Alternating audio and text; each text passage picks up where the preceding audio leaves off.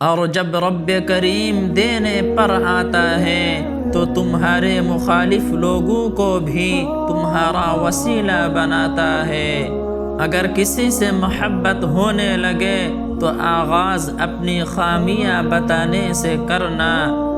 قرض لینے سے بہت پرہیز کرو، کیونکہ قرض انسان کو دن دہاڑے ذلیل کرتا ہے۔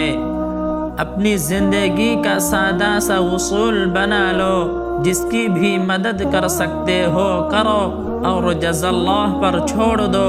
اس سے زیادہ فائدے والا بزنس پوری دنیا میں نہیں ہے۔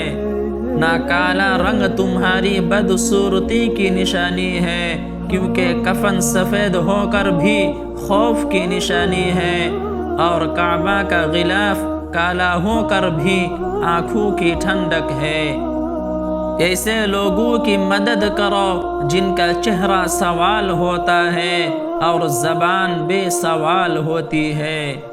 شکست اور دکھ تکلیفوں کا کوئی وارث نہیں، جبکہ کائنات کے خالق و مالک نے دونوں میں بہت حکمت چھپا رکھی ہے۔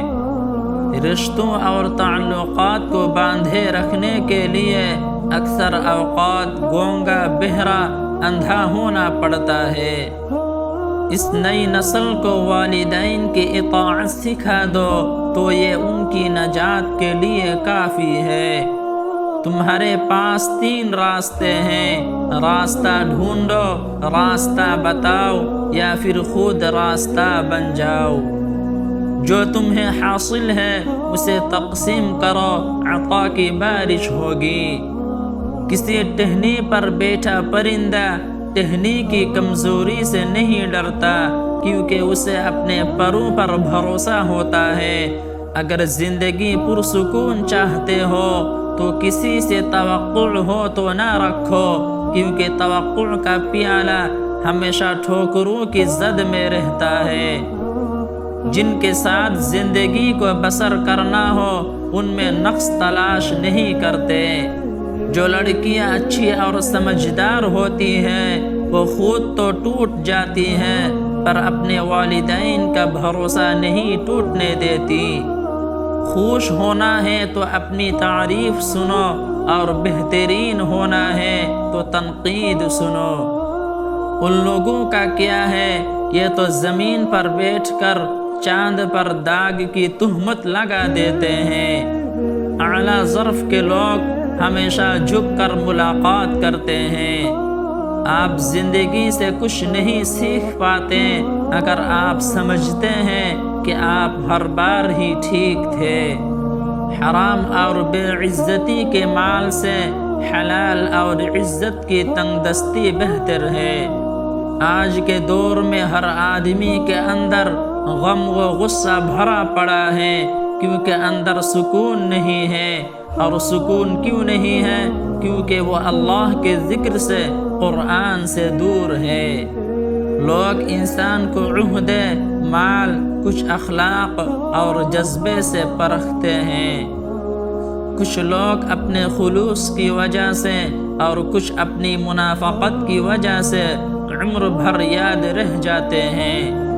رب کریم کے فیصلوں سے راضی نہ ہونے سے نیک اعمال تباہ ہو جاتے ہیں۔ کسی کو بھی آسانی سے نہ مل جانا، ورنہ لوگ سستا سمجھ لیتے ہیں۔ کسی فیصلے کے وقت اگر بات قرآن پاک تک پہنچ جائے تو ہاتھ اوپر رکھ کر نہیں بلکہ قرآن کے اندر پڑھ کر فیصلہ کریں۔